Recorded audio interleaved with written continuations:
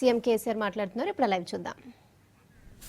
మార్పు సారథులకు share agents అందరికీ కూడా నమస్కారాలు. దేశానికి స్వతంత్రం వచ్చి 7 దశాబ్దాలు గడిచిపోయేటువంటి కాలం. ఈ సందర్భంలో కన్యాకుమారి నుంచి కాశ్మీర్ వరకు ఎక్కడ చూసినా ఒక గుణాత్మకమైనటువంటి మార్పు మనం తీసుకొని రాలేకపోయింది. దేశం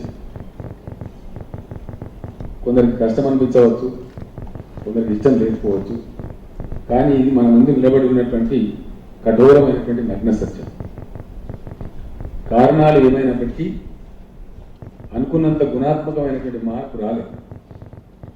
ఈ మార్పు ఖచ్చితంగా రావాల్సిన అవసరం ఉంది. గ్రామాలు పల్లెసీమలన్నీ కూడా ఒక మురికి కూపాలాగా తయారైపోయింది.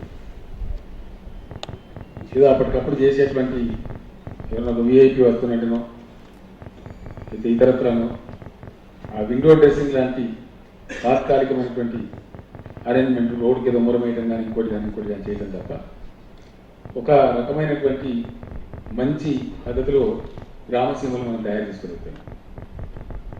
అన్నిటికీ మించి నేను మీతో మనవి చేసేది ఏంటంటే, ప్రపంచంలో ఏ దేశంలో అయినా సరే వనరుల గురించి ఆలోచించినప్పుడు అన్నిటిని మించిన సంపద మానవ సంపద. అన్నిటిని మించిన వనరే మనిషి. ఆ మనిషిలో ఉన్నటువంటి గొప్పతనాన్ని మనుషులుగా సంఘటితపరిచి దానిలో నుంచి వచ్చేటువంటి ఆ శక్తిని, ప్రజల యొక్క సంఘటిత శక్తిలో ఉన్నటువంటి ఆ బలాన్ని ప్రజలకు మనం వివరించి చెప్పలేకపోయినాం. అందువల్లనే ఒక రకమైనటువంటి పరిస్థితులు ఇలా గ్రామాలు కొట్టుమిట్టాడుతూ ఉన్నాయి.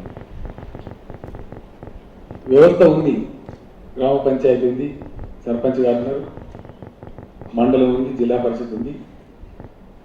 కొంత పని జరుగుతూ ఉంది, కొంత కృషి చేస్తూ ఉన్నాం. చేస్తలేని కాదు, మొత్తమే ఏం జరగలేని చెప్పడానికి కాదు, కానీ జరగవలసినటువంటి పద్ధతిలో ఒక ప్రణాళికాబద్ధంగా జరగడం లేదనేది మనందరికీ తెలిసిన సత్యం.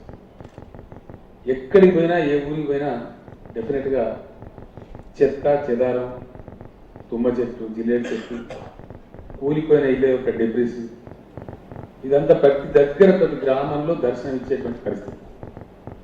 మొన్న నేనే స్వయంగా చిన్నముల్కొండలోని గ్రామానికి కరీంనగర్ జిల్లాలో వెళ్ళాను.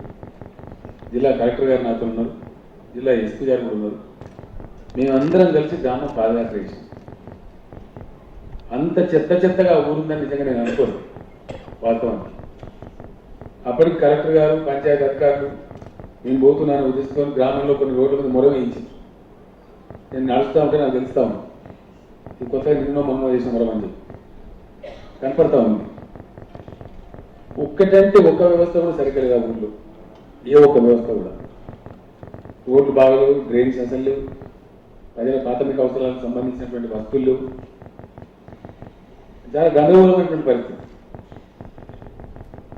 చేంజ్ ఏజెంట్స్గా ఎవరైతే బాధ్యతలు తీసుకొని వచ్చారో మీ అందరికీ కూడా దయచేసి నేను శిరస్సు వంచి నమస్కరించి చెప్తా ఉన్నాను.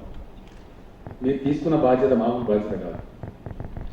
ఒక రకమైన పరిస్థితిలో నుంచి మరొక పరిస్థితిలోకి ట్రాన్స్ఫార్మ్ గ్రామాలను చేయడానికి మీరు బాధ్యత తీసుకున్నారు. ఇది మామూలు బాధ్యత కాదు. రొటీన్ ఏదో ప్రభుత్వ అధికారులాగా చేసేటువంటి పని అంతకంటే కాదు.